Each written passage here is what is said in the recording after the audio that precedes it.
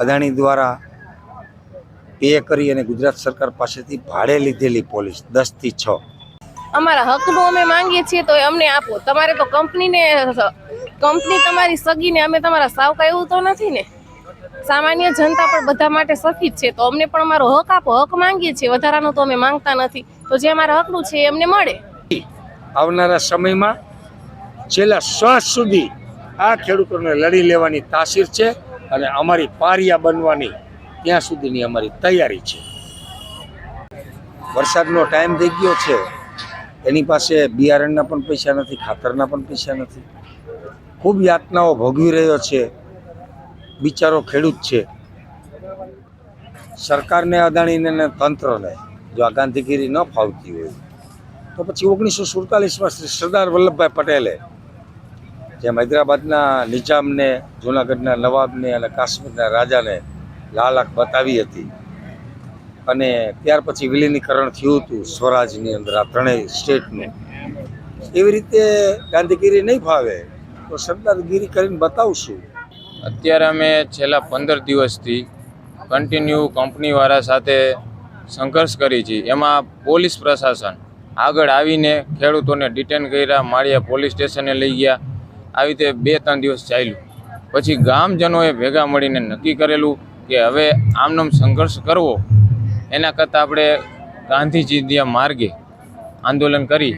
ત્યારે અમે અઠવાડિયાથી પ્રતિક ઉપવાસ પર બેઠા છીએ અને તે પછી અમે આ ટ્રેક્ટર રેલી કરીને આવેલા. પછી ગામ લોકોએ નક્કી કરીને હમણાં ઉપવાસ ઉપર અમે અત્યારે 5 જણા બેઠા છીએ. ને અમારી મુખ્ય માંગણી એ છે કે ભાઈ જે કાયદા મુજબ કલેક્ટર સાહેબ ઓર્ડર કરે છે ટેલિગ્રાફ એક્ટ 1885, તો એ જ કાયદાની કલમ 10D મુજબ કંપની અમારા ખેતરમાં જે પણ નુકસાન કરે તેનું સંપૂર્ણ વળતર આપવામાં આવે. કેન્દ્ર સરકારની ગાઈડલાઈન પ્રમાણે સંપૂર્ણ વળતર એડવાન્સ દેવામાં આવે અને જ્યાં સુધી અમારી 2 માંગણી સંતોષાય નહીં ત્યાં સુધી પોલીસ પ્રશાસનને આગળ કરીને જે કંપની કામ કરે છે તે કામ બંધ કરવામાં આવે. મોજીલા મોરબીનું જીદી જેત પર છે. જીદી જેત પર એ નક્કી કર્યું છે ને મોજીલા મોરબીના તમામ ખેડૂતોએ એને સમર્થન આપ્યું છે. આપણે આજ જોયું હશે મીડિયાના માધ્યમથી કે ગુજરાત આખાના ખેડૂતો અહીં સમર્થન દેવા આવ્યા છે. અને આ થાંભલા જ્યાં નાખે છે એ જમીન તો અમારા બાપ દાદાની વિરાસત છે. અમારી ધરતી માં છે, માં. અમારી માના છાતી ઉપર જો થાંભલા ખોળવા હોય, 1 પણ રૂપિયો વળતર ન દેવું હોય, કાંઈ પણ ખેડૂતોને આપવું ન હોય અને અમારી છાતી ઉપર જો થાંભલા ખોળવા હોય તો એ અદાણી માટે અશક્ય છે. હા, વાવણીની સિઝન છે એટલે તો મોટા ભાગે બધાને અત્યારે આખા વર્ષનું અહીંયાથી જ શરૂઆત થાય. પણ હવે અત્યારે આ સમય જ એવો છે કે કોઈ લોકોનું ધ્યાન એમાં છે જ નહીં. અને અમુકે જે વાવી લીધું છે પણ આ જે કંપનીવાળા આવે છે ખેતરમાં કામ કરે, આડે આવડા ગમે એના ખેતરમાં જાય છે તો વાવેલો પાક પણ નિષ્ફળ છે. આખા ખેતર બધા ખૂંદી નાખ્યા છે. તો બિયારણના પણ જાય છે એટલે હવે લોકો વાવતા પણ વીવે છે. આ આંદોલન આ વિવિધ તબક્કામાંથી પસાર થયું છે અને ગાંધીનગર રેલી સુધી પણ પહોંચ્યું છે. સમગ્ર ગુજરાતમાંથી ફક્ત ને ફક્ત જેતપરની બહેનો હતી જે ગાંધીનગરની ટ્રેક્ટરની રેલીમાં જોડાઈ હતી. અને ત્યાં પક્ષોના જે આડાઅવડા દાવાના લીધે જે રેલી નિષ્ફળ થઈ અને હવે અમે અનશન પણ ઉતર્યા છીએ. અમે અમારા હક માટે જ લડતા હતા કે અમને યોગ્ય વળતર જોઈએ. અમે કઈ બીજું કઈ માટે એના આગળ લડાઈ કરવા નથી ગયા. અમે અમારા હક માટે જ લડાઈ કરવા ગયા હતા. તો એને લડાઈનું તો કોઈ નેતાઓ અત્યારે અમારે ચૂંટીને અમે મોકલેલા નેતાઓ આવું ઉગ્ર આંદોલન થયું એવું થયું તો કોઈ નેતા જોવા માટે નથી આવ્યા. એટલે આવા 123 ધારાસભ્યો હે ગુજરાતના, કોઈની આંખ નથી ખુલી. હજી કોઈ જેવા પૂછવા નથી આવ્યા કે આ પબ્લિક શું કરે, હેરાન છે કે કોઈ.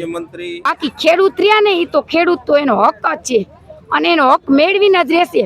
અત્યારે આવી ટ્રેક્ટર રેલી 3000ની હતી, 6000ની થશે, 10000ની થશે.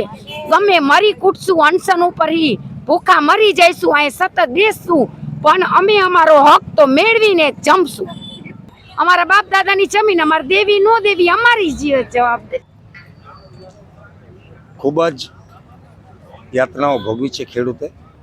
પોલીસ હેલ્મેટ પહેરીને આવે છે, દંડા લઈને આવે છે 11 વાગે અને ખૂબ લાઠીચાર્જ બહેનો ઉપર કરેલા છે. આઈસીયુમાં પણ દાખલ કરેલા છે. આપણા ટીવીની માધ્યમથી જ લોકો સુધી પ્રસારિત સમાચાર થયેલ છે.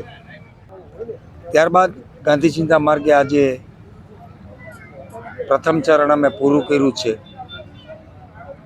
અને બીજું ચરણ આજે અમરનાથ ઉપવાસનો જે ચાલુ કર્યું છે એમાં આજ રોજ 5 લોકો અમરનાથ ઉપવાસમાં છે અને 396 લોકો પ્રતિક ઉપવાસમાં હતા.